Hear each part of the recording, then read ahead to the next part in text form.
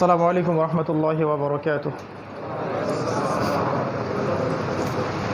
إن الحمد لله نحمده ونستعينه، من يهده الله فلا مضل له ومن يضلل فلا هادي له، ونشهد أن لا إله إلا الله وحده لا شريك له، ونشهد أن محمدا عبده ورسوله. أما بعد،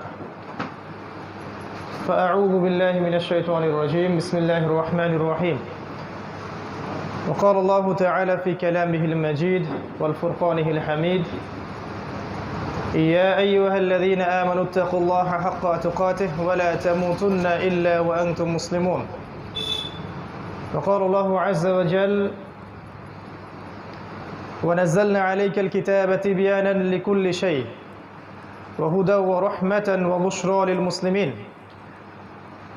وقال الله تعالى: ولقد صرفنا في هذا القرآن للناس من كل مثل وكان الإنسان أكثر شيء جدلا. قال رسول الله صلى الله عليه وسلم: إن الله يرفع بهذا الكتاب أقواما ويضع به الآخرين، وهو يقول: القرآن حجة لك أو عليك. رب اشرح لي صدري ويسر لي أمري واحلل عقدة من لساني يفقه قولي. اللهم فقهنا في الدين وعلمنا التأويل، آمين يا أرحم الراحمين. نعوذ بكلمة الله التامات من شر ما خلق. আলহামদুলিল্লাহ, যাবতীয় প্রশংসা এবং গুণগান একমাত্র মহিয়ান ও বরিয়ান আল্লাহ সুবহানাহু ওয়া তাআলার জন্য, যে আল্লাহ আযজা ওয়া জাল আজকে আমাদেরকে সুস্থ শরীরে পবিত্র জুমার দিনে মসজিদে এসে জুমার খুতবা শ্রবণ এবং সালাত আদায়ের উদ্দেশ্যে একত্রিত করেছেন। সেই মহান রবের দরবারে শুকরিয়া জানাই আলহামদুলিল্লাহ। অগণিত অসংখ্য দরুদ এবং সালাত বর্ষিত হোক মহান আল্লাহ প্রেরিত সর্বশেষ নবী এবং চূড়ান্ত নবী, মানবতার মুক্তির দূত মুহাম্মদুর রাসূলুল্লাহ সাল্লাল্লাহু আলাইহি ওয়াসাল্লামের প্রতি। আমরা দরুদ পাঠ করি: আল্লাহুম্মা সাল্লি আলা মুহাম্মাদ, আল্লাহুম্মা বারিক আলা মুহাম্মাদ। সম্মানিত উপস্থিত মুসল্লি কেরাম, আজকের জুমার খুতবার সংক্ষিপ্ত আলোচ্য বিষয় হচ্ছে Dhaka, the city of Akhiruzzaman বা কিয়ামতের শহর ঢাকা। এই বিষয়ে কোরআন এবং সুন্নাহ থেকে কিছু সারগর্ভ আলোচনা আপনাদের সামনে উপস্থাপন করার চেষ্টা করব ইনশাআল্লাহ আযজা ওয়া জাল। ওয়া মা তাওফীকি ইল্লা বিল্লাহ, আলাইহি তাওয়াক্কালতু ওয়া ইলাইহি উনীব। আল্লাহ রাব্বুল আলামিন আমাদের প্রত্যেককে আলোচনা শুনে বুঝে আমল করার তৌফিক দান করুন, আমিন। আমি আলোচনা শুরু করতে চাই পবিত্র কোরআনুল কারীমের সূরাতুন নাহল এর 89 নম্বর আয়াত থেকে। আল্লাহ রাব্বুল আলামিন এই আয়াতে বলেছেন: আউযু বিল্লাহি মিনাশ শাইতানির রাজীম, ওয়া নাযালনা আলাইকাল কিতাবা তিবয়ানান লিকুল্লি শাই ওয়া হুদা ওয়া রাহমাতান ওয়া বুশরা লিল মুসলিমিন। আল্লাহ পাক বলেছেন, হে নবী, আমি আপনার কাছে এমন একটা কিতাব নাজিল করেছি। হে নবী মুহাম্মদ সাল্লাল্লাহু আলাইহি ওয়াসাল্লাম, আমি আপনার প্রতি এমন একটা কিতাব নাজিল করেছি যেই কিতাবটি প্রত্যেকটা বিষয়ের ব্যাখ্যা। তিবিয়ানান মানে ব্যাখ্যা, কুল্লি শাই প্রত্যেকটা বিষয়ের, এবং ওয়াহুদান এবং এটা হচ্ছে হেদায়াত, ও রাহমাতান এবং দয়া, ওয়া বুশরা লিল মুসলিমিন মুসলিমদের জন্য সুসংবাদ। এই আয়াতের সাথে সামঞ্জস্যপূর্ণ আরও অনেক আয়াত আছে আল কোরআনে। ফর এক্সাম্পল, সূরা কাহফের 54 নম্বর আয়াতে আল্লাহ পাক বলেছেন: ওয়ালাকাদ সাররাফনা ফি হাযাল কুরআন লিন-নাস মিন কুল্লি মাসাল। আমি এই কোরআনের মধ্যে মানব জাতির জন্য প্রত্যেকটা বিষয় ব্যাখ্যা করেছি। সূরা বানী ইসরাঈলে এরকম একটা আয়াত আছে। তো এর সার কথা হচ্ছে যে আল কোরআন এবং সুন্নাহর মধ্যে যদি আমাদের জীবনের প্রত্যেকটা বিষয়ের সমাধান না থাকে, তাহলে নিঃসন্দেহে কোরআন এবং সুন্নাহ আল্লাহর পক্ষ থেকে আসে নাই। যেই কিতাব এবং যেই সুন্নাহর মধ্যে, আদর্শের মধ্যে মানব জাতির প্রত্যেকটা বিষয়ের সমাধান থাকে না, সেটা কখনো সুপ্রিম আল্লাহর বিধান বা গ্রন্থ বা রিলিজন হতে পারে না। আমরা দেখি কোরআন এবং সুন্নাহয় প্রত্যেকটা বিষয়ের ব্যাখ্যা আছে কি নাই। আপনি যদি আপনার জীবনের ইবাদত বন্দেগীর সমাধান চান, কোরআন সুন্নাহয় পাবেন। আপনি পলিটিক্যাল সমাধান চান, কোরআন এবং সুন্নাহয় পাবেন। এটা আলাদা কথা যে আমরা সেখান থেকে সমাধান নেই বা নেই না, এটা আলাদা টপিক। আপনি ইকোনমিক সমস্যার সমাধান চান, কোরআন সুন্নাহয় পাবেন ইনশাআল্লাহ। আমরা নেই বা নেই না, সেটা আলাদা সাবজেক্ট। আপনি সোশ্যাল সমস্যার সমাধান পাবেন আপনি ইনশাআল্লাহ। পারিবারিক, রাজনৈতিক, বৈশ্বিক প্রত্যেকটা বিষয়ের সমাধান ইনশাআল্লাহ কোরআন সুন্নাহয় পাবেন। এই আকীদা যার মধ্যে নাই, কোরআন সুন্নাহ অনুযায়ী আমরা তাকে প্রপার মুসলিম বলতে পারি না। আর কেউ যদি আকীদা বিশ্বাস লালন করে যে হ্যাঁ কোরআন এবং সুন্নায় প্রত্যেকটা বিষয়ের সমাধান আছে, কিন্তু আমি বৈষয়িক কারণে হোক বা দুনিয়াবী স্বার্থেই হোক মানছি না বা মানতে পারছি না, সেটা আলাদা বিষয়। অ্যাটলিস্ট আকীদা বিশ্বাস থাকতে হবে যে কোরআন সুন্নায় প্রত্যেকটা বিষয়ের ব্যাখ্যা আছে। আল্লাহ পাক এই কথাটা বলছেন এই আয়াতের মধ্যে, তিবিয়ানান লিকুল্লি শাই, প্রত্যেকটা বিষয়ের ব্যাখ্যা। তো নিঃসন্দেহে কোরআন সুন্নাহ দিয়ে আমরা আমাদের সমসাময়িক বিশ্বকেও ডিল করতে পারবো ইনশাআল্লাহ। কোরআন সুন্নাহ শুধুমাত্র রাসূলুল্লাহ সাল্লাল্লাহু আলাইহি ওয়াসাল্লামের যুগের জন্যই ছিল না, কিয়ামত পর্যন্ত থাকবে। প্রত্যেক যুগের সমাধান আমরা কোরআন সুন্নায় পাবো।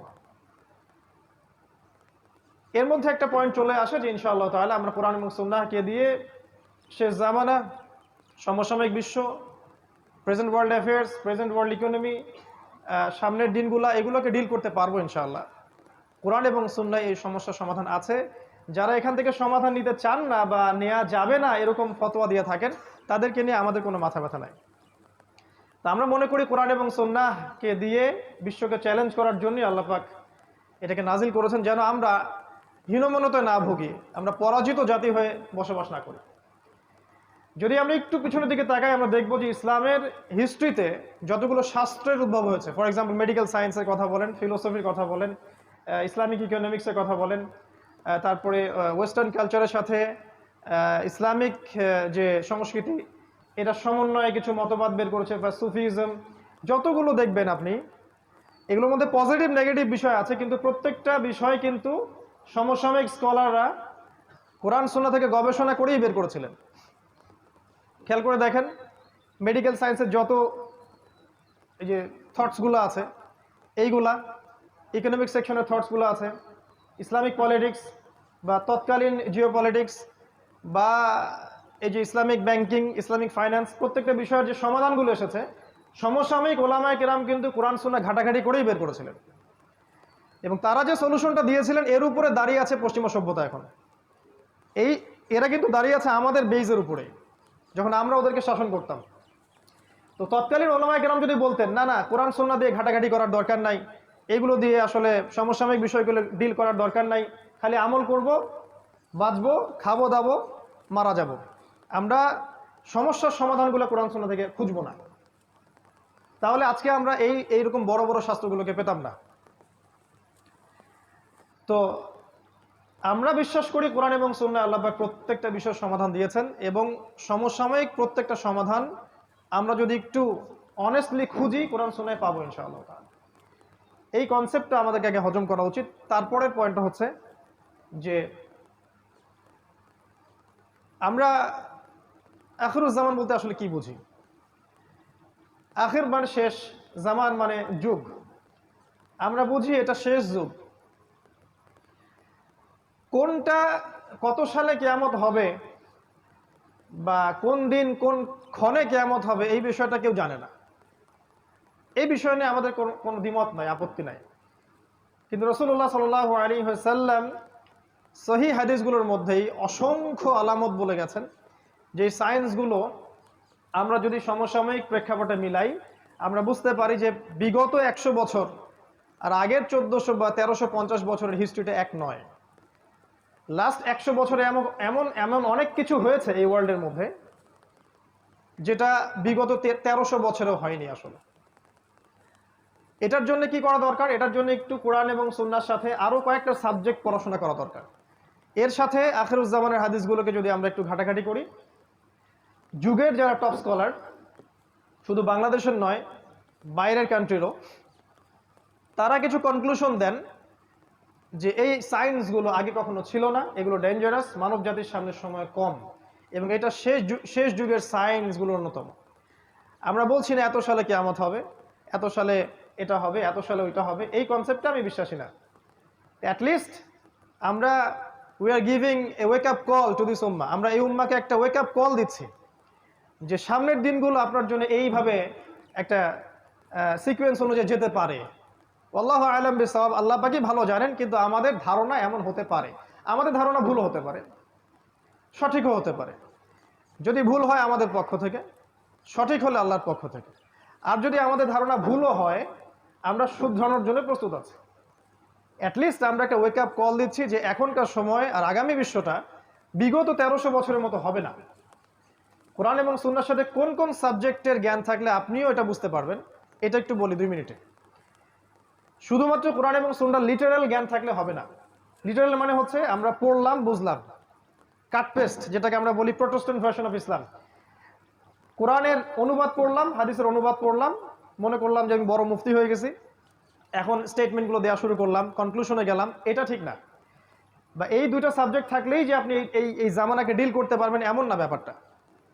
এই যুগে যদি আমরা এসক্যাটোলজিক্যাল জ্ঞান পেতে চাই, শেষ জামানার জ্ঞান পেতে চাই, তাহলে কোরআন এবং সুন্নাহর গভীর জ্ঞানের সাথে সাথে আমাদেরকে তাফসীর সম্পর্কে জানতে হবে, অবশ্যই আমাদেরকে ফিকহ জানতে হবে, আমাদেরকে ইসলামিক হিস্ট্রিটা জানতে হবে, ইসলামিক হিস্ট্রিটা অ্যাটলিস্ট। এবং আমি বারবার বলি ওয়ার্ল্ড হিস্ট্রি, বিশ্বের ইতিহাস, এটা জানা উচিত।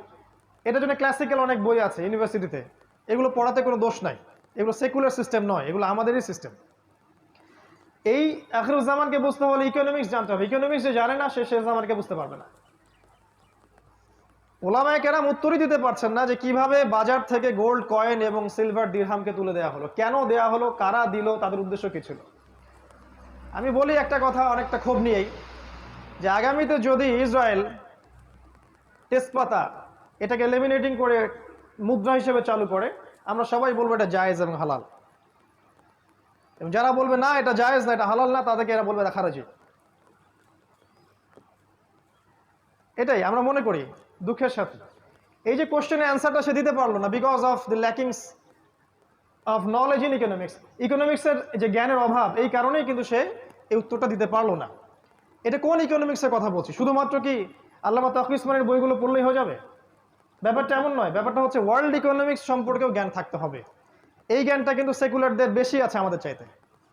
কিছু বিষয়ে হজম করা উচিত, এই জ্ঞানগুলো ওদের বেশি আছে আমাদের চাইতে। না হলে ওরা রিবাকে দিয়ে, সুদকে দিয়ে আপনাকে ডমিনেট করতে পারতো না।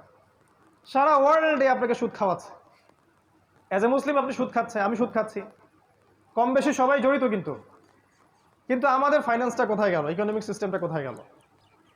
আমরা কেন এমন কোনো সিস্টেম লঞ্চ করতে পারলাম না যেটা আমাদেরকে হালালের মধ্যে রাখবে? আর ওরা কিভাবে রিবা দিয়ে সারা ওয়ার্ল্ডকে ডমিনেট করলো? আজকে সকালে আমি একটা হাদিস পড়েছিলাম, যদিও হাদিসটা সনদটা দুর্বল। আলী রাদিয়াল্লাহু আনহু সেই হাদিসের বর্ণনাকারী ছিলেন। তিনি বলছিলেন দাজ্জালকে ফলো করবে এমন কিছু মানুষ যারা সুদখোর, যারা রিবা বা সুদকে কেন্দ্র করে তাদের পুরো ইকোনমিক সিস্টেমটা লঞ্চ করেছে। কোন কান্ট্রি সেটা? আমরা যদি একটু ওয়ার্ল্ড ইকোনমিক্স ঘাঁটি, দেখবো সারা ওয়ার্ল্ডে একটা কান্ট্রি আছে, একটা সভ্যতা আছে যারা সুদকে দিয়ে সারা বিশ্ব শাসন করছে। এর মাস্টার মাইন্ড ইসরায়েল, আর সেখানে জিউসরা আছে। যাই হোক, ল্যাকিংস অফ নলেজটা কোথায়? ইকোনমিক সেকশনে ছিল না। এটা শেষ জামানার জ্ঞান অর্জন করতে হলে আপনাকে থাকতে হবে। আরেকটা সাবজেক্টের কথা আমি বলি বারবার, সেটা হলো যে জিও পলিটিক্স। এটা আপনারা আমার চেয়ে হয়তো ভালো বোঝেন, যারা ইউনিভার্সিটিতে পড়েন তারা আরও ভালো বোঝেন। জিও পলিটিক্যাল নলেজ না থাকলে এই ভূরাজনৈতিক প্রেক্ষাপটটা বুঝতে পারবে না। কেন চায়না রাশিয়া একসাথে, কেন ন্যাটোর সাথে টার্কি, কেন পাকিস্তান নিউক্লিয়ার ওয়েপেন্স থাকার পরেও কিছু করতে পারে না ইসরায়েল এগেনস্টে, এগুলো আপনি অ্যান্সার পাবেন না যদি জিও পলিটিক্যাল নলেজ আপনার না থাকে। আমাদের দেশের পররাষ্ট্রনীতিগুলোর মধ্যে আমরা অনেকে চাই যে খুব এগ্রেসিভ হোক, কেন আমরা পারি না? কি কারণ? এটা যারা জিও পলিটিক্স জানে তারা বোঝে। আর যারা আবেগে চলে তারা মনে করে যে এখনই জিহাদ লঞ্চ করতে হবে, বোগাস জিহাদ। আবার অনেক প্রশ্নের উত্তর, কিভাবে ইসরায়েল রাইজ করলো, কেন ব্রিটেন সারা ওয়ার্ল্ডকে শাসন করেছিল, তারপরে কিভাবে তারা আমেরিকাকে নিয়ে আসলো, রিপ্লেস করলো, অনেক প্রশ্নের উত্তর পাবেন না আপনি যদি আপনি জিও পলিটিক্স না জানেন, এর সাথে কোরআন সুন্নাহ না জানেন। ওরা কি করেছে সেকুলাররা? ওরা শুধু জিও পলিটিক্সকে নিয়েছে, কোরআন সুন্নাহকে নেয় নাই। আর আমরা বলছি কোরআন সুন্নাহর বেসিসেই আপনাকে জিও পলিটিক্স পড়তে হবে। দেন সূরা মাইদা পড়েন, আল্লাহ পাক বলেছেন পররাষ্ট্রনীতি কেমন হতে হবে। লা তাত্তাখিযুল ইয়াহুদা ওয়ান নাসারা আউলিয়া, আল্লাহ পাকের স্টেটমেন্ট।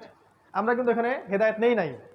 লা তাজিদান্না আশাদ্দান নাস আদাওয়াতাল লিল্লাযিনা আমানু আল ইয়াহুদ ওয়াল্লাযিনা আশরাকু, মুমিনদের জন্য সবচেয়ে বড় শত্রু দুইটা দল, আল ইয়াহুদ আল্লাযিনা আশরাকু, যারা শিরক করে। এগুলো কি সাহাবায়ে কেরাম মেনে চলেন নাই? ওই সময় আমাদের মাথা ছিল উঁচু, আমরা এখন মেনে চলি না, আমাদের মাথা আজকে নিচু। জিও পলিটিক্স জানতে হবে। এর সাথে আমি বলি একটা সাবজেক্ট, সেটা হচ্ছে যে ইন্টারন্যাশনাল মনিটারি সিস্টেম সম্পর্কে জ্ঞান রাখতে হবে, যেটাকে আমরা বলি ওয়ার্ল্ড ব্যাংক এবং IMF। আরও কিছু সাবজেক্ট আছে, মূল এই সাবজেক্টগুলো যদি আপনি না জানেন কোরআন সুন্নাহর সাথে, তাহলে আখিরুজ্জামান আপনি চিনতে পারবেন না। এটা সম্ভব না। শুধুমাত্র কোরআন এবং সুন্নাহর লিটারাল অর্থগুলো পড়ে আপনি কখনো বুঝতে পারবেন না আসলেই ওয়ার্ল্ডে কি হচ্ছে। এই জন্য যখন আপনি কোনো স্টেটমেন্ট দিবেন মানুষ বলবে এটা পাগল হয়ে গেছে। তা আমরা বলছি যে নিউক্লিয়ার ওয়ার সামনে আসছে, আমরা বলছি দাজ্জাল জেরুজালেম থেকে বিশ্ব শাসন করবে, পাল্টা পোস্ট দিয়ে রাখলো স্কুল বয় টাইপের কিছু মানুষ, দাজ্জাল খোরাসান থেকে বের হবে। ভাবখানা এমন যে হাদিসগুলো আমরা কখনো পড়িই নাই। আমরা যদি একটা কোশ্চেনই করি তাহলে রাসূলুল্লাহ সাল্লাল্লাহু আলাইহি ওয়াসাল্লাম মদিনা ইবনে সাইয়্যিদকে দাজ্জাল কেন মনে করতেছেন? Answer me. রাসূলুল্লাহ সাল্লাল্লাহু আলাইহি ওয়াসাল্লাম মদিনায় ইবনে সাইয়্যিদকে কেন দাজ্জাল মনে করছেন? হে ওমর, ও যদি দাজ্জাল হয়ে থাকে তুমি ওকে হত্যা করতে পারবে না, আর ও যদি দাজ্জাল না হয়ে থাকে নিরাপরাধ ব্যক্তিকে হত্যার মধ্যে কোনো ফল নেই। ইবনে সাইয়্যিদ বলছে আল্লাহর কসম আমি জানি দাজ্জাল কে, তার পিতার নাম কি বা ইত্যাদি ইত্যাদি। হাদিসগুলো পড়ে দেখেন, বুখারী মুসলিম। তাহলে রাসূলুল্লাহ সাল্লাল্লাহু আলাইহি ওয়াসাল্লাম যে কে ভালো জানে যে কোথা থেকে দাজ্জাল বের হবে, তিনি কেন খোরাসানের কথা না বলে সেখানে গিয়ে মদিনা ইবনে সাইয়্যিদকে ইনভেস্টিগেট করছেন? একটা বিষয় কি, এই সাবজেক্টটা নিয়ে আমাদের দেশে কোনো ফ্যাকাল্টি নাই, কোনো আলাদা কোনো কনস্ট্রাকটিভ কোনো বই নাই, কোনো মাদ্রাসায় এই সাবজেক্টটাকে নিয়ে গভীর পড়াশোনা করানো হয় না, কোনো সেকুলার ইউনিভার্সিটিতেও করানো হয় না। তাহলে একটা সাবজেক্ট সম্পর্কে আমরা কিভাবে জানবো যদি সেই সাবজেক্টের আমাদের কোনো ফ্যাকাল্টি না থাকে? যেমন ধরুন ফিকের অনেক ফ্যাকাল্টি আছে না বাংলাদেশে, ফিকের অনেক আলাদা ডিপার্টমেন্ট আছে না, শরিয়া গ্র্যাজুয়েশন কোর্স, বসেন দরকার নাই, বসেন, শরিয়া গ্র্যাজুয়েশন কোর্স ইত্যাদি ইত্যাদি। একটা সাবজেক্ট সম্পর্কে জানতে হলে ওখানে গভীর পড়াশোনা করতে হয়। কিন্তু নবী সাল্লাল্লাহু আলাইহি ওয়াসাল্লাম বলেছেন যে কিয়ামতের সবচেয়ে বড় ফিতনা, যার চেয়ে বড় কোনো ফিতনা নাই, সেটা হচ্ছে মাসিহুদ দাজ্জাল। এই দাজ্জাল সম্পর্কে আপনি কোনো ফ্যাকাল্টি পাবেন না, কনস্ট্রাকটিভ কোনো সিলেবাস পাবেন না, বই পাবেন না, গবেষণা পাবেন না। তাহলে যেটা নিয়ে কোনো গবেষণা নাই, যেটা নিয়ে কোনো মানে ফ্যাকাল্টি নাই, কোনো ডিপার্টমেন্ট নাই, কোনো আলাদা বই সিলেবাস কিছুই নাই, কিভাবে আপনি মনে করলেন যে দুই একটা হাদিস বিচ্ছিন্নভাবে পড়েই আপনি সাবজেক্টটা বুঝে যাবেন আর মানুষের সমালোচনা করা শুরু করবেন? যারা ওই সাবজেক্টে দীর্ঘদিন পড়াশোনা করছে ওদের। তো ইনশাআল্লাহ তাআলা এসব স্কুল বয়দের প্রশ্নের উত্তরগুলো আমরা একটা বই আকারে ছাপিয়ে দেবো ইনশাআল্লাহ, কারণ ইন্ডিভিজুয়ালি প্রত্যেকের উত্তর দিতে গেলে আমাদের সময় চলে যাবে, ততদিন না মালহামা শুরু হয়ে যাবে আর কি। তো আমরা আখিরুজ্জামানকে বুঝতে হলে সাবজেক্টগুলো দিকে খেয়াল রাখি। আল্লাহ পাক সবাইকে তৌফিক দান করুন, আমিন। ইনশাআল্লাহ তাআলা আমরা একটা সিলেবাস লঞ্চ করে দিব যেখানে একটা জেনারেল এডুকেটেড মানুষ কিভাবে এই সবগুলো সাবজেক্ট পড়াশোনা করবেন, বইয়ের নাম, লেখকের নাম সহ আমরা বলে দিব ইনশাআল্লাহ, যতটুকু আমরা আমাদের ক্ষুদ্র জ্ঞানে পারছি। এর চেয়েও যে ভালো হতে পারে না এমন নয়, তবে আমরা জাস্ট একটা শুরু করতে চাচ্ছি। এবং এই ব্যাপারটার নাম দিয়েছি আমরা ডিপ্লোমা ইন ইসলামিক স্টাডিজ, এবং সেখানে আমরা অবশ্যই স্ক্যাটোলজি বা শেষ জামার একটা সাবজেক্ট রাখবো, একটা বিভাগ রাখবো ইনশাআল্লাহ। Dhaka, the city of Akhiruzzaman. আমি ঢাকাকে অন্যভাবে দেখি, যারা ঢাকায় থাকেন তারা হয়তো এভাবে দেখেন না। এটাই স্বাভাবিক যে বাহির থেকে দেখার ব্যাপারটা একরকম, আর আপনি যে ওখানে বসে আছেন তখন আপনার দৃষ্টিতে এগুলো ধরা না পড়াটাই অনেকটা স্বাভাবিক আর কি। মেজর কয়েকটা পয়েন্টস বলবো আমি, কারণ সবগুলো বলার সময় আমরা খুতবায় পাবো না। কোরআন এবং সহিহ সুন্নাহ থেকে আমরা আখিরুজ্জামানের যতগুলো সাইন পাচ্ছি, এগুলোর মধ্যে কিছু কিছু সাইন আছে এমন যেগুলোর সাথে ঢাকার ব্যাপারটা 100% মিলে যায়, এবং এটা সময়ের ব্যাপার মাত্র যে কবে আল্লাহ পাকের গজব এখানে চলে আসে। আমরা তো এটা মনে করি এটা আল্লাহ পাকের বিশাল বড় দয়া যে এখন পর্যন্ত এখানে এই গজবটা আসে নাই, কিন্তু আমরা কি আসলে শুকরিয়া আদায় করি কিনা?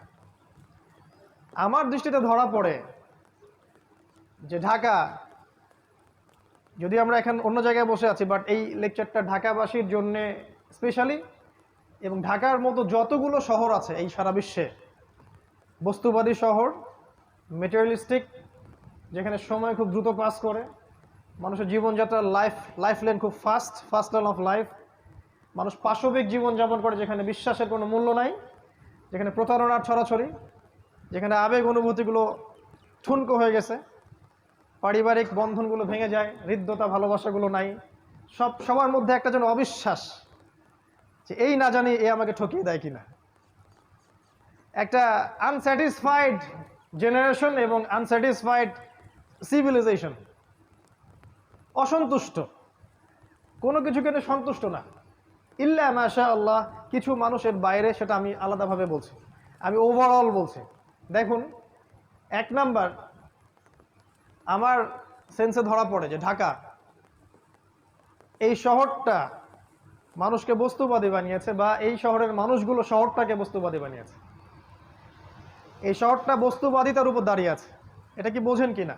সকালবেলা থেকে সন্ধ্যা রাতে ঘুমানো পর্যন্ত একটাই চিন্তা মানুষের, কিভাবে আমি আমার রিজিকটাকে অর্জন করব, কিভাবে আমি আমার স্ত্রী সন্তানকে মানুষ করব বা ভরণ পোষণ দিব, কিভাবে আমি দুবেলার ভাত অন্ন যোগাবো।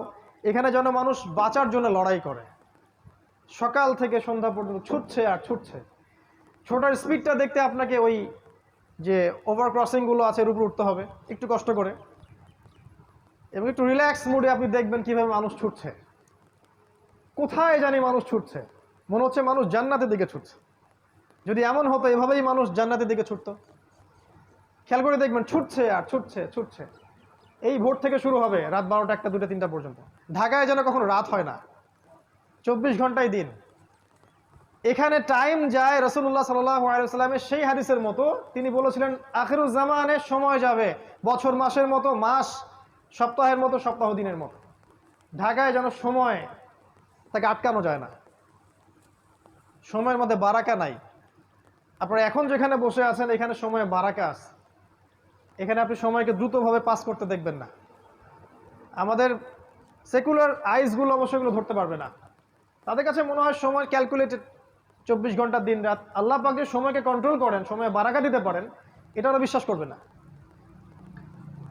একজন সাহাবী 40 বছর বয়সে যা যা করেছেন, এই জেনারেশনে 100 বছর হায়াত পাওয়া মানুষ এটা করতে পারে না। রাসূল সাল্লাল্লাহু আলাইহি ওয়াসাল্লাম নিজে একদিনে যতগুলো কাজ করতেন, আমরা মনে হয় 1 বছরে এতগুলো কাজ করতে পারি না। সময় আল্লাহ কন্ট্রোল করেন, এখানে বারাকা দেন। ঢাকায় ফার্স্ট লেন অফ লাইফ, খুব দ্রুত মানুষ ছোটে, যেন মানুষ ছুটতেছে জান্নাতের দিকে। আসলে তারা কোন দিকে ছুটছে? তারা ছুটছে মূলত বস্তুবাদী ভোগবিলাসের দিকে। আল্লাহ পাক যেগুলো বলেছেন, যুয়িনা লিন-নাস হুব্বুশ শাহাওয়াতি মিনান নিসা, এই যে 6টা বিষয় বা 5টা বিষয় আল্লাহ পাক বলেছেন, এগুলোর পিছনে মানুষ ছোটে। খাওয়া, পড়া, ভরণ পোষণ, আরেকটু প্রোগ্রেস, আরেকটু স্ট্যাটাসকে বাড়ানো যায় কিভাবে, আমার আছে 1 কোটি টাকা, কেমন করে এটা 2 কোটি হবে, আমার 5তলা বিল্ডিং আছে, কেমন করে এটা 10তলা হয়। এই বস্তুবাদিতার দিকে ঢাকা ছুটছে। আপনি জানেন কি না এটা কিয়ামতের একটা আলামত, এটা আখিরুজ জামানে কিয়ামতের বড় একটা সাইন, যে মানুষ দুনিয়ার পিছনে ছুটবে, দিন থেকে মানুষ সরে যাবে। এবং আল্লাহ পাক গজব হিসেবে এই মুসলিম জাতির উপরে এই দুনিয়ার চাকচিক্যটাকে উন্মুক্ত করে দিবেন। হাদিস এভাবে এসেছে, এই দুনিয়ার চাকচিক্য তোমাদের জন্য উন্মুক্ত করা হবে, ঠিক যেমন পূর্ববর্তীদের জন্য করা হয়েছিল। আর এই দুনিয়া তোমাদেরকে ধ্বংস করবে, ঠিক যেমন করে পূর্ববর্তীদেরকেও দুনিয়া ধ্বংস করেছে। এটা হচ্ছে ফিউচার এই বস্তুবাদী ঢাকার। 2 নাম্বার হচ্ছে, দেখুন এখানে যতগুলো সিস্টেম আছে, এই সিস্টেমগুলো দাঁড়িয়ে আছে অন দ্য বেসিস অফ শিরক অ্যান্ড কুফর। শুধুমাত্র এই শহরটার কথা আমি বলছি না, এরকম যত শহর আছে সারা ওয়ার্ল্ডে তাদের কথা বলছি। দাঁড়িয়ে আছে education system on the basis of শিরক, আপনার political system on the basis of কুফর অ্যান্ড শিরক, আপনার ইকোনমিক সিস্টেম দাঁড়িয়ে আছে শিরকের উপরে। কেউ ডিবেট করতে চাইলে আমি রাজি আছি, কিন্তু প্রমাণ করতে পারবো যে এগুলো শিরকের উপর দাঁড়িয়ে আছে। এখানে জ্ঞানের সংজ্ঞা শেখানো হয়েছে, যে পরীক্ষা নিরীক্ষা পর্যবেক্ষণের মাধ্যমে যেটা লাভ করবেন সেটা জ্ঞান। আর আল্লাহ পাক বলছেন আল্লাহর পক্ষ থেকে যা নাজিল হয় সেটাই চূড়ান্ত জ্ঞান। কুফর এবং শিরক এখানে শেখানো হয়েছে। জ্ঞান অর্জনের কি উদ্দেশ্য? একটা জব, একটা চাকরি। এই জন্য বড় বড় চাকচিক্যময় ইউনিভার্সিটি গড়ে উঠেছে এখানে শহরের মধ্যে। এবং এই ইউনিভার্সিটিসগুলো আমাদেরকে কি শিখাচ্ছে আসলে দিন শেষে? ওজুর মাস আলা, গোসলের মাস আলা, 10টা হাদিস, 20টা কোরআনের আয়াত, 10টা সূরা, ইতিহাস, ফিকহ। আপনাকে শেখাচ্ছে কিভাবে আপনি একটা চাকরি অর্জন করবেন, আপনার স্ট্যাটাস বাড়বে, বাড়ি গাড়ি করবেন, খাবেন, ফুর্তি করবেন, এনজয় করবেন, পাশবিক লাইফ লিড করবেন, দেন ইউ উইল ডাই, আপনি মারা যাবেন। মারা যাওয়ার পরে আপনার 3বার জানাজা পড়ানো হবে 3টা জায়গায়। তারপর 3 দিন পর মানুষ আপনাকে ভুলে যাবে। এবার গন ফ্রম হিস্ট্রি, আপনি হিস্ট্রি থেকে, ইতিহাস থেকে আপনার নাম শেষ, মুছে গেছে। ঢাকা আপনাকে এটা শেখাচ্ছে, এবং এর মতো যত সভ্যতা আছে এগুলা। এটা বস্তুবাদী এডুকেশন সিস্টেম। আল্লাহ পাক বলেছেন আমার নাজিল করা যে শিক্ষা ব্যবস্থা, এটা হচ্ছে এমন, মানুষ জ্ঞান অর্জন করবে আল্লাহকে পাওয়ার জন্য। জ্ঞান অর্জনের উদ্দেশ্য হবে দিন প্রচার করা, প্রতিষ্ঠা করা, বিনয়ী হওয়া, নম্র হওয়া এবং জ্ঞান অনুযায়ী আমল করা। জ্ঞান এমন হবে উপকারী যেটা আল্লাহর পক্ষ থেকে নাজিল হয়, যে জ্ঞান আমাদেরকে আল্লাহ থেকে দূরে সরাবে না, বরং কাছাকাছি নিয়ে আসবে। মিলান আপনার এডুকেশন সিস্টেমের সাথে এগুলোকে, আসলে কি এমন হচ্ছে কিনা। কিন্তু লাক্সারিয়াস বিল্ডিংয়ের তো অভাব নাই, ব্যাঙের ছাতার মতো লক্ষ লক্ষ প্রতিষ্ঠান আপনার শহরে। কয়টা প্রতিষ্ঠান আপনাকে আল্লাহর দিকে নিয়ে আসতেছে? এডুকেশন সিস্টেম দাঁড়িয়ে আছে শিরকের উপর। আপনার ইকোনমিক সিস্টেম আপনার শহরের দাঁড়িয়ে আছে শিরকের উপরে। তারা আল্লাহর হালালকে হারাম করেছে, আর আল্লাহর হারামকে তারা হালাল করেছে। আল্লাহ পাক সুদকে হারাম করেছিলেন, তারা সুদকে হালাল করেছে। তারা রিবাকে ফরজ করেছে। আল্লাহ পাক দিয়েছিলেন একটা মনিটারি সিস্টেম, সেটাকে তারা তুলে দিয়েছে। আল্লাহ পাক কারেন্সি দিয়েছিলেন, সেটাকে তারা তুলে দিয়েছে। আল্লাহর হালালকে কেউ যদি হারাম করে আর আল্লাহর হারামকে কেউ হালাল করে, এটাকে কি বলা হয়? সূরা তাওবার 31 নম্বর আয়াত পড়ে দেখেন, এখানে বলা হচ্ছে এটা শিরক। কি জানেন একটা? হ্যাঁ, না এটা না, যাই হোক, আমি এই মুহূর্তে মনে করতে পারছি না। শেষের শব্দটা দেখবেন যে এখানে শিরকের কথা বলা আছে। ইত্তাখাযু, মনে পড়েছে, ইত্তাখাযু আহবারহুম ওয়া রুহবানহুম আরবাবা মিন দুনিল্লাহ ওয়াল মাসীহ ইবনে মারইয়াম। তারা কি করেছিল? আল্লাহকে বাদ দিয়ে, খ্রিস্টানদের কথা বলা হচ্ছে, জিউসদের কথা বলা হচ্ছে, পাদ্রী দরবেশ এদেরকে রবের আসনে বসিয়েছিল। ভালো করে শোনে না একটা, তারা পাদ্রী এবং দরবেশদেরকে রবের আসনে বসিয়েছিল এবং ঈসা আলাইহিস সালামকে রবের আসনে বসিয়েছিল। ওয়ামা উমিরু ইল্লা লিয়াবুদু ইলাহা ওয়াহিদা, কিন্তু ওদেরকে শুধু আদেশ করা হয়েছিল তারা এক আল্লাহর ইবাদত করবে। এই আয়াতটা যখন পড়া হচ্ছে আদী ইবনে হাতেমের সামনে, তা আদী ইবনে হাতেম বলছেন যে আমরা তো আমাদের পাদ্রী দরবেশদের ইবাদত করি না ইয়া রাসূলুল্লাহ। আল্লাহ রাসূল বলছেন আলাইসা ইউহারিমুনা ফাআহাল্লাহ ফাতুহিল্লুনাহু, তারা কি আল্লাহর হারামকে হালাল করে দেয় না, তোমরা কি সেটা গ্রহণ করো না? তারা কি আল্লাহর হালালকে হারাম করে দেয় না, তোমরা কি সেটা মেনে নাও না? বা তারা কি আল্লাহর হারামকে হালাল করে না, তোমরা কি সেটা মেনে নাও না? তখন আদী ইবনে হাতেম বলল যে হ্যাঁ, বেলা ইয়া রাসূলুল্লাহ, এটা তো আমরা করি। আমরা হয়তো সরাসরি ওদের ইবাদত করি না, ওদেরকে সেজদা করি না, ওদের সামনে নজর মানত করি না, কিন্তু ওরা আল্লাহর হালালকে হারাম করলে আমরা মেনে নিচ্ছি, আর ওরা আল্লাহর হালালকে যদি হারাম করে ফেলে আমরা মেনে নিচ্ছি। আল্লাহ রাসূল বলেন সাল্লাল্লাহু আলাইহি ওয়াসাল্লাম, তিলকা ইবাদাতুহুম, এটাই হচ্ছে ওদের ইবাদত করা। এখন আপনি আসেন আপনার সিস্টেমের দিকে। আল্লাহ পাক সুদকে হারাম করেছেন, আমরা কি করেছি? হালাল করেছি। আল্লাহ পাক মাদককে হারাম করেছেন, আমরা হালাল করে নিয়েছি। নিজেকে প্রশ্ন করেন, আমরা কিন্তু মন থেকে হালাল করে নিয়েছি। আল্লাহ পাক জিনাকে হারাম করেছেন, আমরা উন্মুক্ত করছি। আল্লাহ পাক খিলাফাকে হালাল করেছেন, আমরা হারাম করেছি। আল্লাহ পাক অনেক কিছুকে হালাল করেছেন যেগুলোকে আমরা হারাম করে নিয়েছি, বা আবার আল্লাহ পাক অনেকে হারামও করেছেন যেগুলোকে আমরা হালাল করে নিয়েছি। এই সিস্টেমটা যদি চলতে থাকে, এটাকে আল্লাহ পাক বলেছেন শিরক। ওয়া উমিরু ইল্লা লিয়াবুদু ইলাহা ওয়াহিদা লা ইলাহা ইল্লা হু সুবহানাহু ওয়া তাআলা আম্মা ইউশরিকুন। এই কথাটা বলতে যাচ্ছিলাম, আম্মা ইউশরিকুন, তারা যে শিরক করছে আল্লাহর সাথে, এখান থেকে আল্লাহ পাক পবিত্র। তার মানে এই কাজটাকে আল্লাহ পাক শিরক বলেছেন। তো আপনার শহরের এডুকেশন সিস্টেম, আপনার ব্যাংকিং সিস্টেম, আপনার ফাইন্যান্স, আপনার ইকোনমিক সিস্টেম, এগুলো দাঁড়িয়ে আছে শিরকের উপরে এবং কুফরের উপরে। এর জন্য আপনি একা দায়ী নন, এর জন্য আমাদের রাষ্ট্র দায়ী নয়, এর জন্য আমাদের শুধু এই ওলামায়ে কেরাম বা আমরা যারা সাধারণ জনগণ আমরাই দায়ী নই, ব্যাপারটা এমন নয়। আমাদের দোষ আছে, কিন্তু বড় দোষটা অন্য কারো, যাদের দিকে আমাদের চোখ নাই। আমাদের চোখটা হচ্ছে আপোষের ইখতলাফগুলোর দিকে আমাদের চোখটা বেশি আর কি। কিভাবে আমরা আমাদের মধ্যে ইখতলাফ করে মারামারি কাটাকাটি করে বিভক্ত হব, এদিকে চোখটা আমাদের বেশি। বড় যে মূল এনিমি, ওর দিকে আমাদের চোখটা কিন্তু আসলে নাই। তো এটা আপনার ঢাকা। আরও আছে আপনার ঢাকার পলিটিক্যাল সিস্টেম দাঁড়িয়ে আছে অন দ্য বেসিস অফ শিরক। শুধু এই শহরের না, পুরো ওয়ার্ল্ড ওয়াইড, গ্লোবালি। তবে এটা চিরদিন থাকবে না ইনশাআল্লাহ। এটা একসময় ছিলও না, একসময় থাকবেও না। মাঝখানে একটা সময় আপনি পাচ্ছেন। এক সময় ছিল খেলাফা, আর পৃথিবীর শেষও হবে খেলাফা দিয়ে।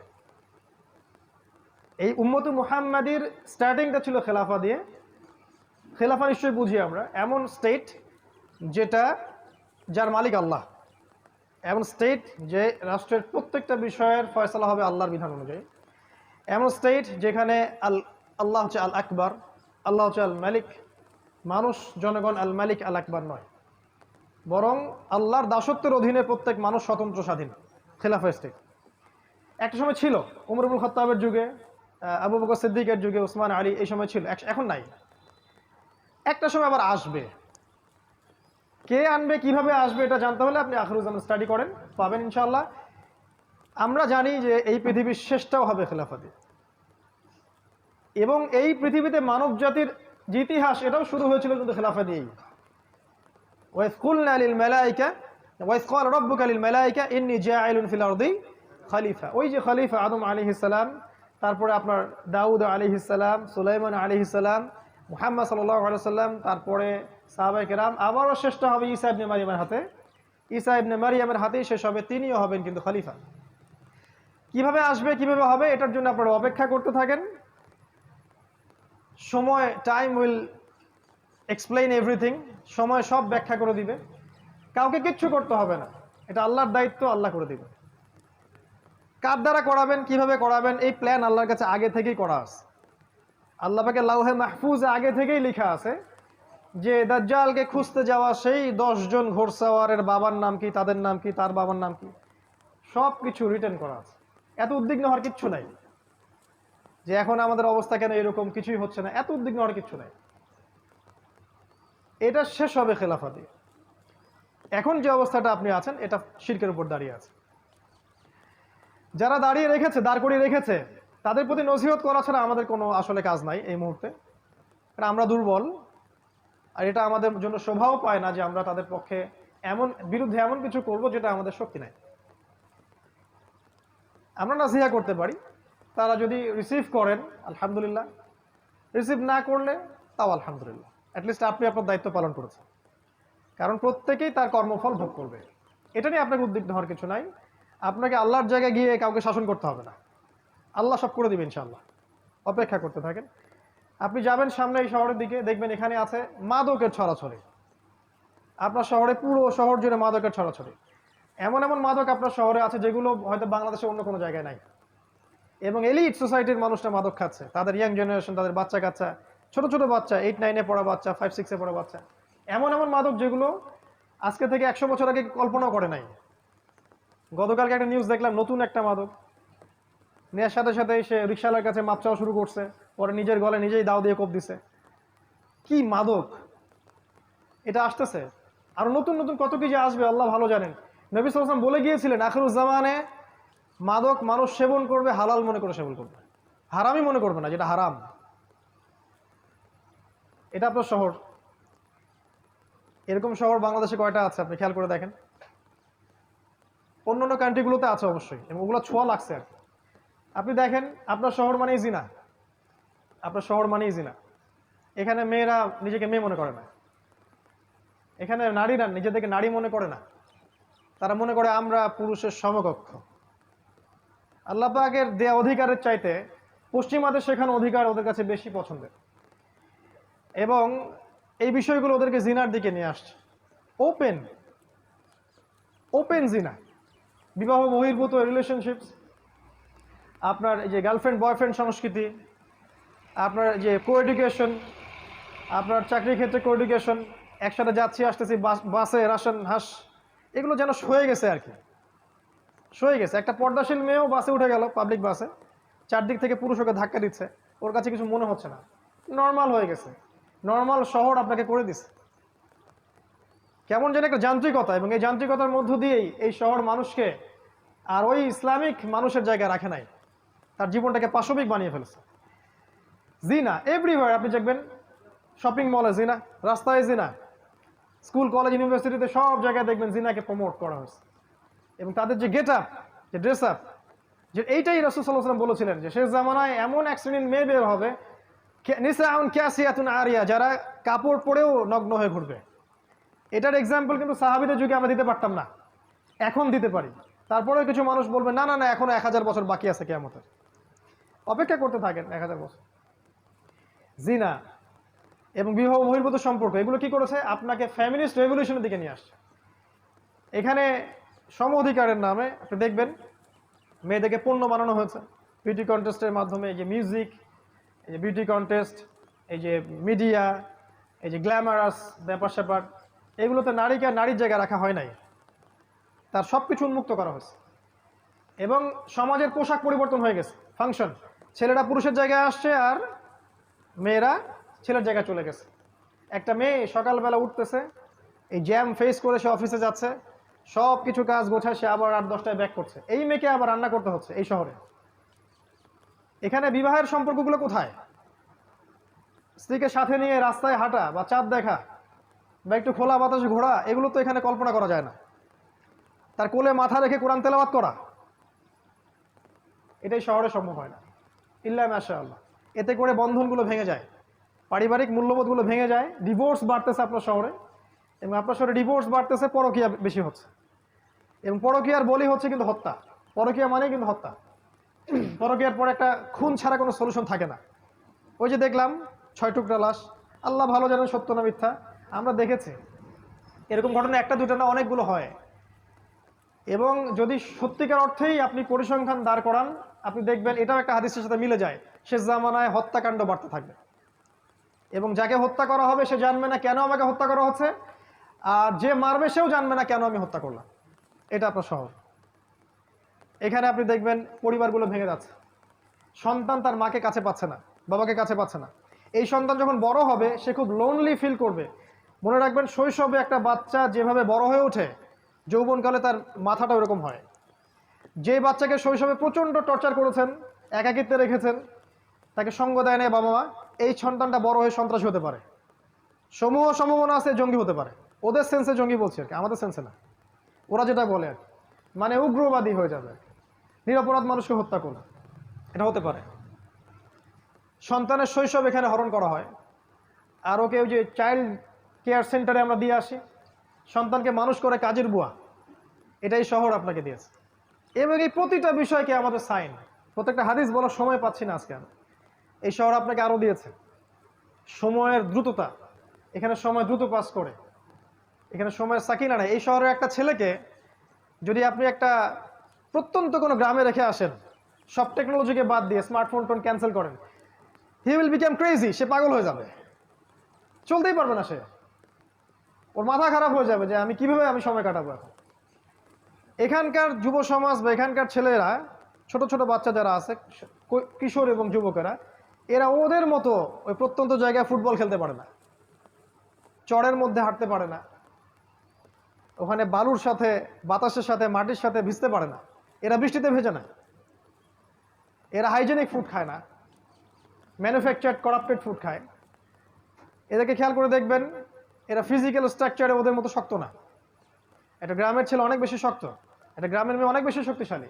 এখানকার একটা মেয়ে নর্মাল ডেলিভারি দিতে পারবে না, একটা গ্রামের মেয়ে 10টা বাচ্চা দিতে পারবে নর্মাল, কিছুই লাগে না। নবীজি বলেছিলেন শেষ জামানায় মেয়েদেরকে ধরা হবে, পেট কেটে ফেলা হবে। এখন বলবে এই হাদিসের ব্যাখ্যা করতে যাবেন না, কিছু আমাদের ভাই আছে Protestant version of Islam follow করে, না না এটার ব্যাখ্যা করার দরকার নাই। যে ব্যাখ্যার অধিকার আপনি আমার থেকে হরণ করেন কেন? ব্যাখ্যাটা করছি, সত্য হলে হবে, না হলে হবে না, ব্লেম তো আমার ঘরে আসবে কিয়ামতের দিন, আপনাকে টেনশন করার দরকার কি? আমরা বলছি এটা সিজার, শেষ জামানায় মেয়েদেরকে ধরা হবে, পেট কেটে ফেলা হবে এবং পেটের ভিতর যা আছে বের করে ফেলা হবে। আরো বলেছেন নবীজি শেষ জামানায় গর্ভপাত বাড়তে থাকবে। আপনার এই যে জিনা, আপনার পর্নোগ্রাফি, আপনার শহর মানে পর্নোগ্রাফি, এখানে যত ফ্যাক্ট, এই যে ইন্ডাস্ট্রিগুলো গড়ে উঠেছে গ্ল্যামারাস, এগুলোর ভিতরে আছে পর্নোগ্রাফি, আমার সেটা আপনারা ভালো জানেন।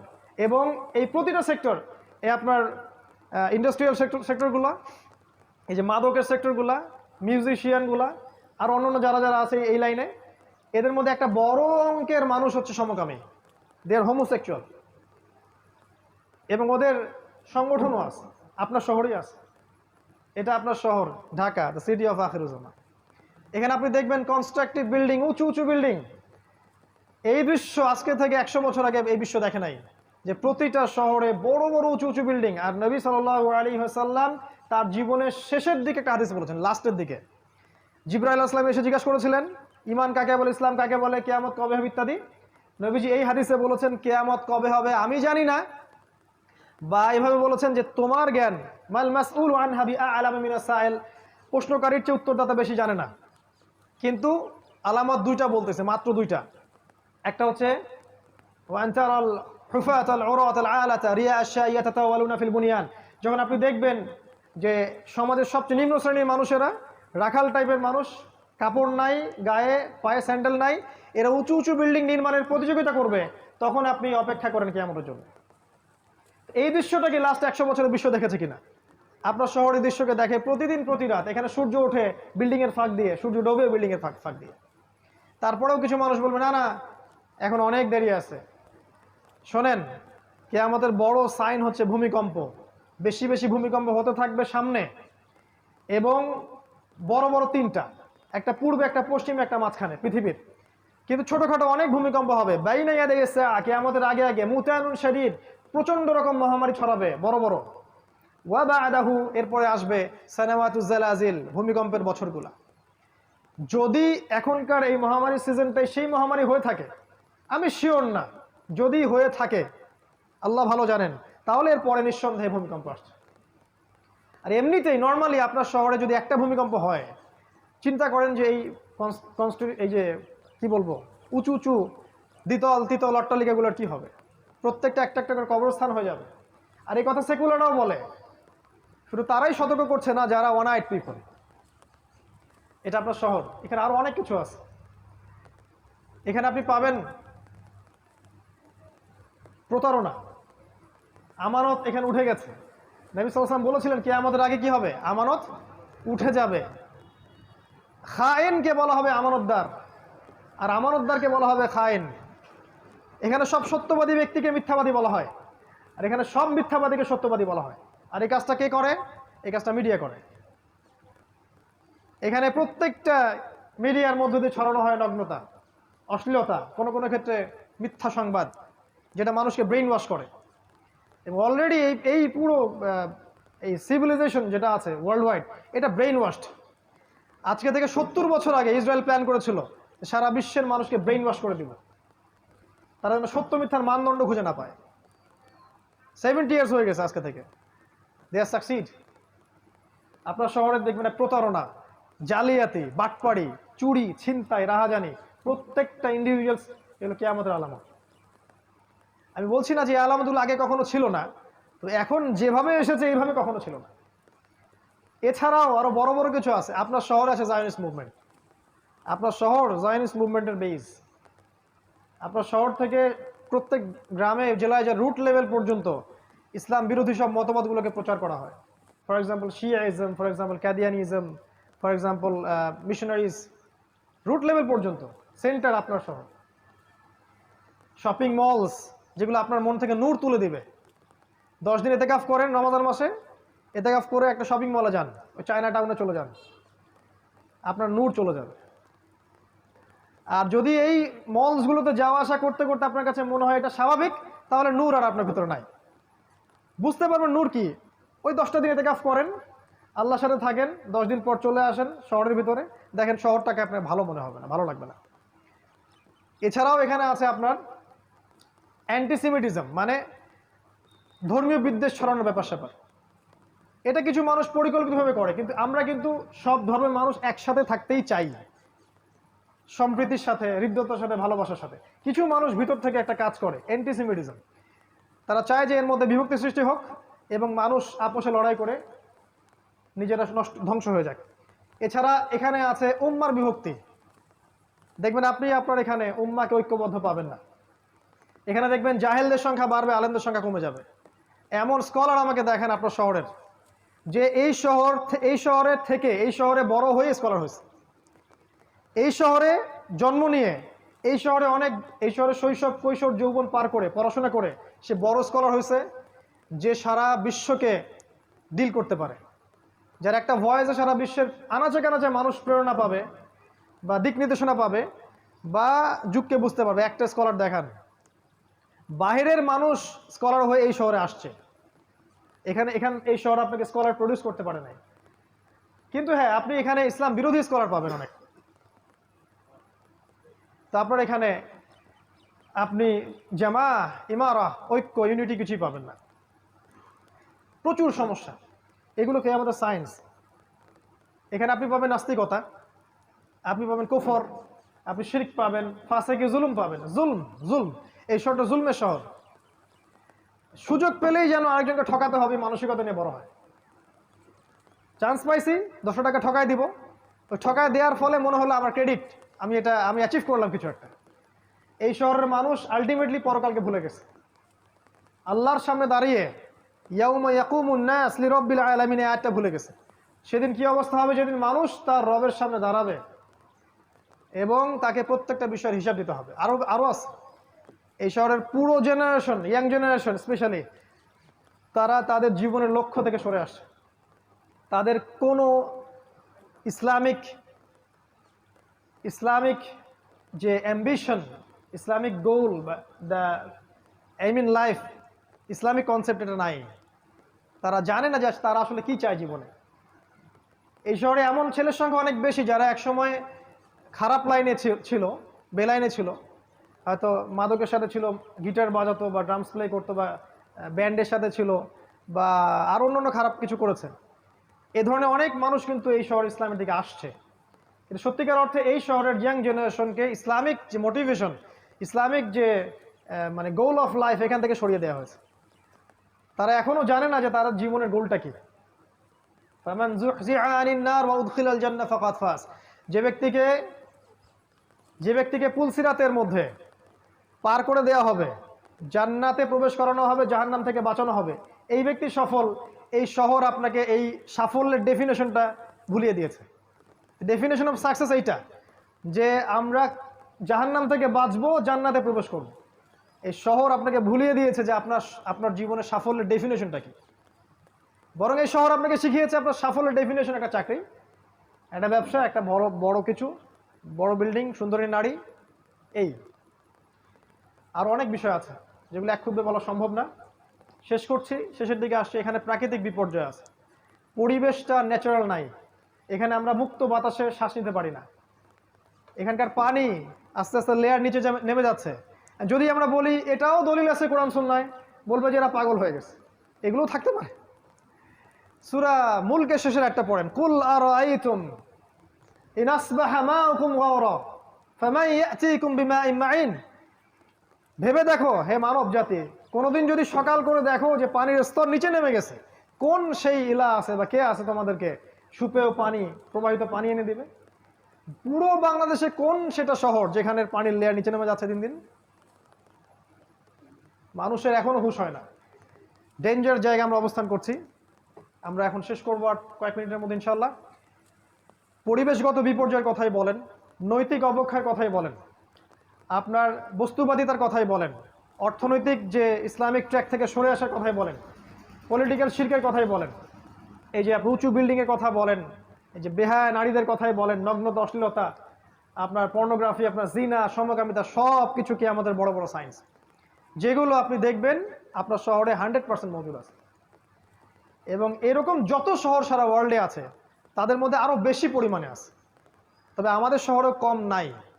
এই জন্য আমরা যখন এই শহরে প্রবেশ করি, ঢোকার সাথে সাথে মনে হয় যে আমরা ঢুকলাম ইন দ্য সিটি অফ আখিরুজ্জামান। এই জন্য আমি বলি ঢাকা দ্য সিটি অফ আখিরুজ্জামান। আর আমার সাথে অনেকে একমত হতেও পারে, নাও হতে পারে। যারা দ্বিমত পোষণ করে তাদেরকে নিয়ে আমার কোনো মাথা ব্যথা নাই, তাদের প্রতি আমার কোনো আক্রমণাত্মক কোনো মনোভাব নাই। কারণ আমি যা বলছি বা আমরা যা বলছি এটা যদি সত্য হয়ে থাকে, হিস্ট্রি উইল রিমেম্বার ইট। এটাকে ইতিহাস মনে রাখবে ইনশাআল্লাহ। একসময় আমরা থাকবো না, তো মানুষ মনে রাখবে যে অমুক অমুক অমুক অমুক এই কথাগুলো আগেই বলে গিয়েছিল। আর যদি আল্লাহ না করুক এগুলো ভুল হয়, তাহলে ইতিহাস আমাদেরকে ভুলে যাবে, যেমন করে ইতিহাস অনেক মানুষকে ভুলে গেছে। আর যাদের কাছে এই নলেজগুলো আছে কিন্তু তারা সেগুলো জনগণকে বলছেন না, বা নিজের ব্যক্তি স্বার্থের কথা চিন্তা করছেন, বা কুফার, ফাসেক, জালেম, মুশরিক, মুনাফিকদের সাথে আতাত করছেন, আপোষ করছেন, ওদের পক্ষ নিয়ে কাজ করছেন, বা রিয়েল কথা বলছে, তাহলে আমরা বলবো ইতিহাস আপনাদেরকেও মনে রাখবে, বাট এই উম্মতের গাদ্দার হিসেবে মনে রাখবে ইনশাআল্লাহ। কি করবেন ঢাকাবাসী? সলিউশন আমি কয়েকটা বলতে পারি পয়েন্ট আকারে। আমার দৃষ্টিকোণ থেকে মনে হয় ফার্স্ট অফ অল আপনারা আপনাদের জীবনের উদ্দেশ্যটা ফিক্স করেন যে কি জন্য আপনারা পৃথিবীতে আসছি। আমিও কিন্তু ঢাকাবাসী। এখন আল্লাহ পাক আমাকে এখানেই জুড়াই দিয়েছেন তাকদীর। কিন্তু ব্যাপারটা হচ্ছে এই যে আপনাদের একজন হয়েই বলছে যে প্রথমে জীবনের উদ্দেশ্য ফিক্স করা উচিত, যে আমরা কি জন্য পৃথিবীতে বসবাস করছি, উদ্দেশ্যটা কি আমাদের পৃথিবীতে বসবাস করা। এই পাশবিক লাইফ লিড করা, খাবো দাবো, লাক্সারিয়াস জামা কাপড় পরবো, ঘুরে বেড়াবো, ফ্যান্টাসি, এক সময় আমরা মারা যাব। এরপরে কি আসলে এর পরের জীবনটাকে নিয়ে পরকালের বান্দা হয়ে বাঁচার চেষ্টা করি, আর দুনিয়াটাকে প্রয়োজন মনে করি। দুনিয়া আমার হাজত, যতটুকু লাগে সন্তুষ্ট থাকি। 10,000 টাকায় সংসার চললে 20,000 টাকা দিকে না যাই, একতলা বাড়িতে হয়ে গেলে দুইতলা বাড়ি করার ওদিকে না যাই, বরং ওই সময়টা আমরা আল্লাহর দিকে ব্যয় করি। এক কথায় জীবনের উদ্দেশ্য ফিক্স করি, ফামান যুহজিহা আনিন নার ওয়া উদখিলাল জান্নাহ ফাকাদ ফাজ। এই একটা মনে রাখবেন, যাকে জাহান্নাম থেকে বাঁচানো হবে এবং জান্নাতে প্রবেশ করানো হবে সেই একমাত্র সফল, আর কেউ সফল না। ওই যে ট্রাম্প, নেতানিয়াহু, এই হাবিজাবি, বাইডেন, এই যে যা যা আছে আমাদের, পুতিন টুতিন, ফেরাউন, নমরুদ, কেউ সফল না যদি না তারা পরকালে জান্নাতে যেতে পারে। কেউ সফল না। এরা যদি পরকালে জাহান্নামে যায়, ওইটাই আলটিমেট ওদের ধ্বংস। আর যে ব্যক্তি, আপনি আমি অমুক, আব্দুর রহিম, আব্দুল্লাহ, আব্দুর রহমান যে আছে, সে যদি পৃথিবীতে ওই শশা বিক্রি করে খায়, একটা ভ্যান চালায়, একটা রিক্সা চালায়, যাই চালায়, পরকালে যদি সে জান্নাতে যায়, এই ব্যক্তি সফল। সাফল্যের সংজ্ঞা আমাদেরকে আগে বুঝতে হবে। এটা ঢাকাবাসীর প্রতি প্রথম নসিহত। 2 নম্বর হচ্ছে যে বস্তুবাদিতা ছাড়তে হবে। বস্তুবাদিতা মানে দুনিয়াতে আসক্তি, ডুবে থাকা। আলহাকুমুত তাকাসুর হাত্তা যুরতুমুল মাকাবির, এই কনসেপ্ট থেকে বের হতে হবে। আল্লাহ পাক কিন্তু বলেছেন কাল্লা সাউফা তা'লামুন, ধমক একটা, অবশ্যই জানবে। সুম্মা কাল্লা সাউফা তা'লামুন, আবারও বলছি অবশ্যই জানতে পারবে। কাল্লা লাউ তা'লামুন ইলমাল ইয়াকিন, একবারে বিশ্বাস নিশ্চিত জ্ঞানের সাথে জানবে কবরে গেলে কোনটা আসলে কি ছিল। লা তারাউন্নাল জাহিম, প্রত্যেক চোখ অবশ্যই জাহান্নাম দেখবে, তোমরা অবশ্যই জাহান্নামকে দেখবে। এবং সুম্মা লাতুসআলুন্না ইয়াওমাইযিন আনিন নাঈম, প্রত্যেক নিয়ামত সম্পর্কে আল্লাহ পাক আমাদেরকে জিজ্ঞাসা করবেন। এই নসিহত আমার প্রতি, আপনাদের প্রতিও, যে আমরা বস্তুবাদী না হই, দুনিয়ার বান্দা হয়ে না বাঁচি, পরকালের বান্দা হয়ে বাঁচি। আল্লাহ পাক দুনিয়াকে আপনার পায়ে এনে দিবেন ইনশাআল্লাহ। শুধু একটাবার মনে নিয়াত করেন যে আমি আল্লাহর জন্য বাঁচবো, আল্লাহর জন্য মরবো, আল্লাহর জন্য আমার সালাত, আমার কোরবানি, আমার সব কিছু, দুনিয়ার যা যা প্রয়োজন আপনার, আল্লাহ আপনার পায়ের সামনে এনে হাজির করে দিবেন ইনশাআল্লাহ। দেখবেন এক জায়গায় গেছেন, আপনার জামা নাই, দেখবেন কেউ একজন জামা হাদিয়া দিয়ে গেছে, দেখবেন খেয়াল করে, যাচ্ছেন, টাকা পয়সা নাই, কেউ হাতে টাকা দিয়ে চলে যাবে। শত শত এরকম মানে ঘটছে আমার জীবনেই, বলে শেষ করতে পারবো না। বললে আবার কিছু আমাদের উগ্রপন্থী ভাই আছেন, অতিরিক্ত মাত্রায় সহি, তারা বলবে আমি আবার সুফিজমে চলে আসছি। ভয় পাই আমি খুব তাদেরকে নিয়ে আর কি। তারা অলওয়েজ আমার কথাগুলোকে মার্ক করে, বা আমাদের কথাগুলোকে, একটা যদি স্লিপ অফ টাং বের হয়েছে এইটা নিয়ে কথা হবে আসে।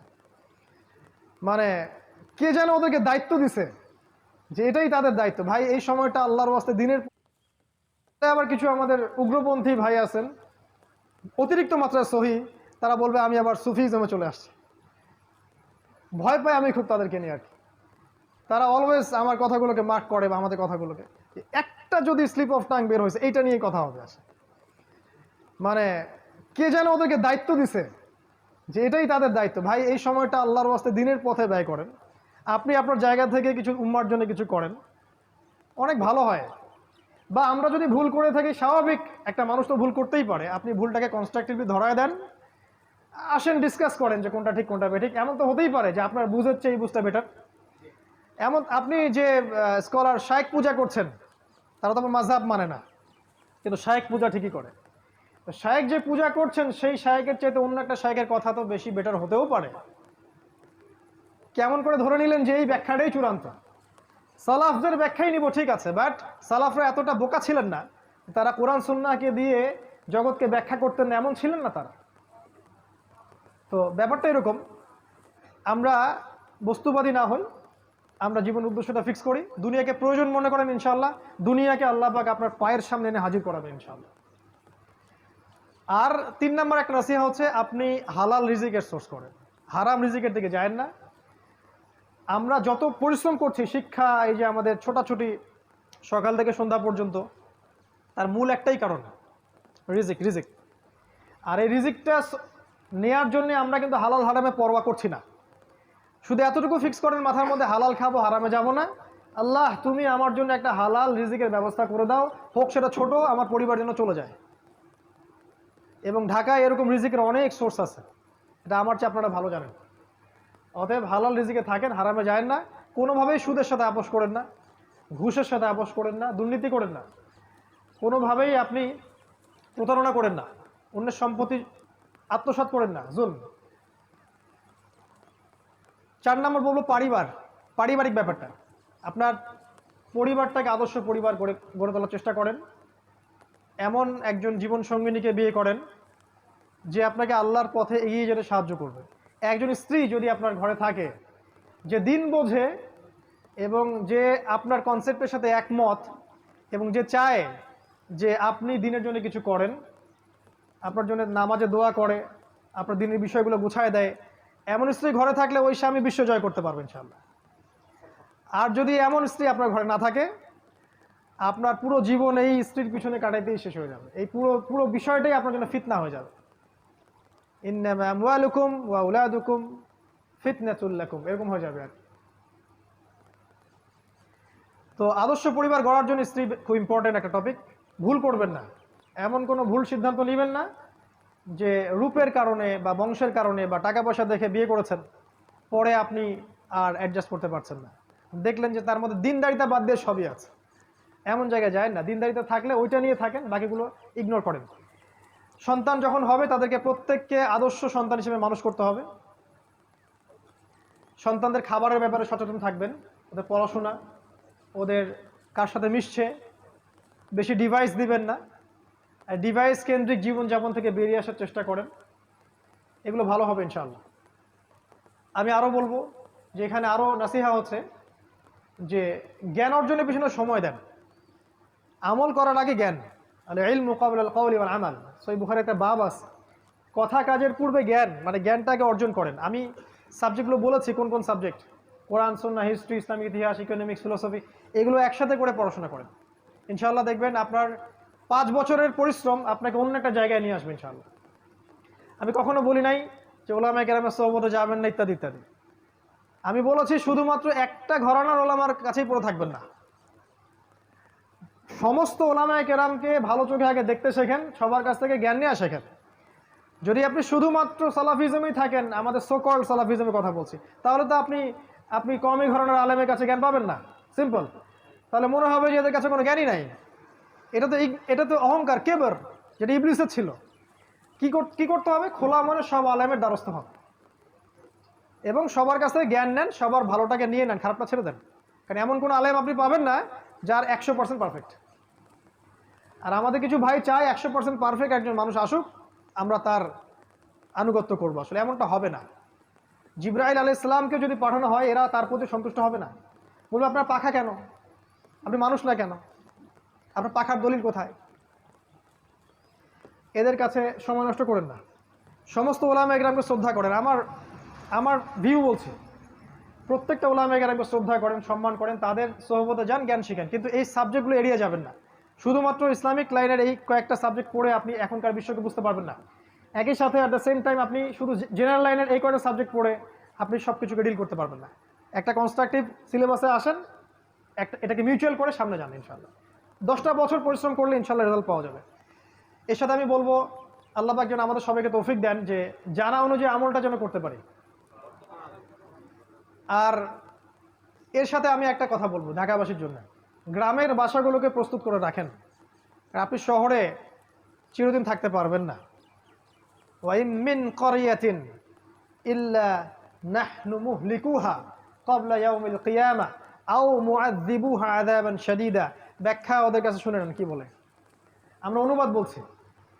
এমন কোনো কারিয়া নাই যাকে আমি কিয়ামতের আগেই ধ্বংস করব না, আও মুআযযিবুহা আযাবান শাদীদা, অথবা কঠিন শাস্তি প্রদান করব না, এমন কোনো শহর নাই পৃথিবীতে। কানা যালিকা ফিল কিতাবি মাসতুরা, অনেক আগেই এটা কিতাবে লেখা হয়ে গেছে। ভূমিকম্পের মাধ্যমে হোক বা আপনার মহামারীর মাধ্যমে হোক বা আরও বড় কোনো গজবের মাধ্যমে হোক, ঢাকা উইল কলাপস। কোনো শহর কনস্ট্যান্ট থাকবে না। হিজরত, আপনার গ্রামের বাড়ি আপনার এই যে সেখানকার কৃষিভিত্তিক অর্থনীতি, ভালো অর্গানিক ফুড, এগুলো তো অভ্যস্ত হন, ওখানে যাওয়া আসা শুরু করেন, ঢাকা আপনাকে ছাড়তে হতে পারে সামনে। ওয়ার্ন করছি আমরা। এবং এরকম বড় বড় শহরগুলো, আর সবচেয়ে বড় কথা হচ্ছে যে এই শহরটা উৎপাদন কেন্দ্রিক নয়, আমদানি রপ্তানি কেন্দ্রিক। একটা মাল হামা সবকিছুকে ব্লক করে দিবে, এখানে যারা থাকবে তারা আফসোস করবে যদি আমরা এখান থেকে আগে লিভ করতে পারতাম। এটা প্রস্তুতি রাখেন। সর্বোপরি আল্লাহ পাক আমাদেরকে যতটুকু নিয়ামত দিয়েছেন, আমাদের জ্ঞান, আমাদের টাকা পয়সা, আমাদের স্ত্রী সন্তান, আমাদের এই যে জামা ইমারা, এগুলোকে দিয়ে দিনের খেদমত করার চেষ্টা করেন যতটুকু পারেন ইনশাআল্লাহ। সমসাময়িক বিষয়গুলো পড়েন, আগামীর জন্য প্রস্তুত থাকেন, এবং আপোষে ইখতলাফ না করে, যারা ইখতলাফ করে ওদেরকে ভুলে যান। আপোষে যারা ইখতলাফ করে না, ওয়ানুম্মা ওয়ান জামা কনসেপ্টে বিশ্বাস করে, এই মানুষগুলোকে নিয়ে শান্তিপূর্ণভাবে মাক্কি জীবনে রাসূল সাল্লাল্লাহু আলাইহি ওয়াসাল্লাম যেভাবে এগিয়ে গিয়েছিলেন, আপনার এই শহরটা হচ্ছে কোনো বেটার জায়গা নয়, এইভাবে এগিয়ে গিয়ে আপনি একটা জামা বা একটা কমিউনিটি গড়ে তোলার চেষ্টা করেন। এটার খুব অভাব সারা দেশে। এটা যদি করতে পারি ইনশাআল্লাহ তাআলা, আল্লাহ পাক আমাদের মধ্যে একটা রুহামা দিবেন, একটা জামা দিবেন, একটা সুন্দর মৈত্রী ভালোবাসা থাকবে, এবং এই শহরের যে জাহিলিয়াতগুলো আছে এগুলোকে স্কিপ করা আমার জন্য সহজ হবে, কারণ একা একা আপনি কিছুই করতে পারবেন। আল্লাহ পাক আমাদের সবাইকে আলোচনাটা শুনে বুঝে আমল করার তৌফিক এনায়েত করুন, আমিন। আজকের সময় আসলে সংক্ষিপ্ততার কারণে অনেক বিষয় স্কিপ করে গেলাম। ইনশাআল্লাহ তাআলা আগামীতে আমরা এটা নিয়ে বিস্তারিত আলোচনা করবো ইনশাআল্লাহ। আকুলু কওলি হাযা আস্তাগফিরুল্লাহ ওয়া লাকুম ওয়া লিসাইরিল মুসলিমিন। বারাকাল্লাহু লানা ওয়া লাকুম বিল আয়াতিল হাকীম ইন্নাহু তাআলা জাওয়াদুন কারীমুন বার রাউফুর রহিম। আসসালামু আলাইকুম ওয়া রাহমাতুল্লাহ।